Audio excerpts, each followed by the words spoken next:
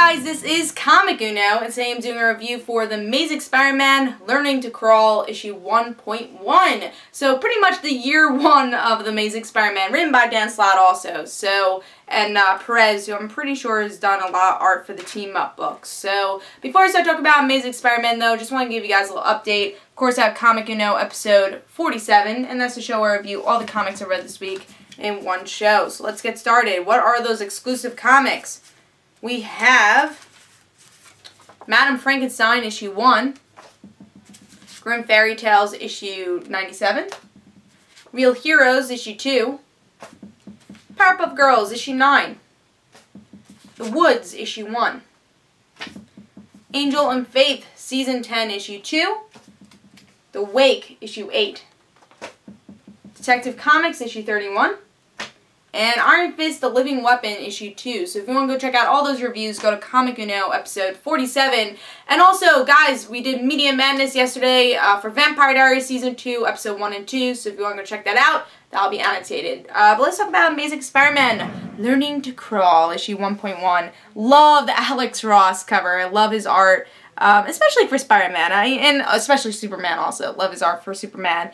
But awesome cover. I was looking forward to this issue because with Amazing Spider-Man issue 1, I thought one of the best stories was the one promoting the point 1, the learning how to crawl story. So I really liked the art from the previews, so I was looking forward to this story. Even though this is, you know, stuff we've seen 10,000 times with the origin of Spider-Man, but it's not really an origin. It is a year 1 of Spider-Man, which we've seen before, but I don't think we've seen it as much. And also I'm just looking at how the web fluid shot out. They actually had the steam from the web fluid. I mean, I think that's awesome from Alex Ross's art.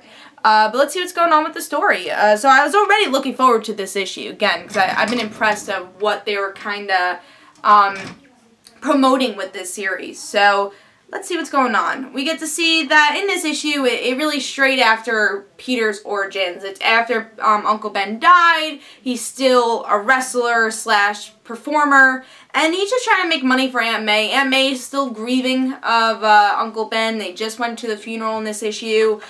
We get to see how Peter is in high school. His grades are not dropping, but he's skipping class, so the teachers are worried about him because he's like the smartest kid in the school.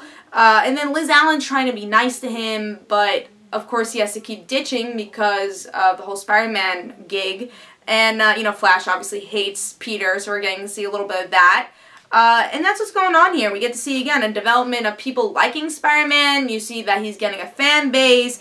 He's becoming popular. And we also get to see the guy that we saw in Amazing Spider-Man issue 1, who's just this humongous fan. I think if you read issue 1 of Amazing Spider-Man, you get a lot more out of this, because you get his backstory.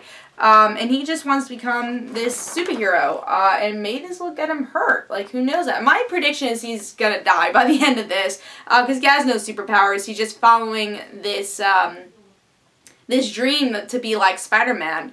So I'm really looking forward to see what happens to him, and I think he's kind of the dark horse of the series, because he's the factor that we've never seen with Spider-Man. Everything else we kind of know about Spider-Man, but this is the factor of the untold story of Spider-Man year 1.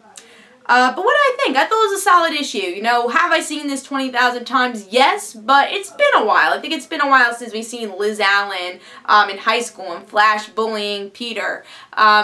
You know, at least in, you know, present time he always brings it up, but in the past, you know, seeing that, like how much he's changed as a character. And again, I really like that dark horse element of this new character that we don't know what's going to happen to him. Again, my prediction, he's probably going to kill himself with doing all this stuff and now be Spider-Man's guilt again. You know how much guilt Spider-Man always has with different things, especially after Uncle Ben's death. So what is going to bring him into the suit, especially? And we're going to see that in these next 5 issues. Also, something I was totally impressed with, what really got me into this issue was the art. I thought the art works so well for this series. Felt fresh. I love the coloring. So really love the art for this series. Really impressed me. So I'm going to give this 4 stars. The reason I can't give it higher, I am a little afraid of the rest of the series. I don't want to be the same thing over and over again. It's like, oh no, Peter, you know, Uncle Ben died, so how's Peter going to do this? So I hope it's not the same thing, especially for a $3.99 book. It's going to have to progress pretty quickly throughout every issue to keep everyone entertained.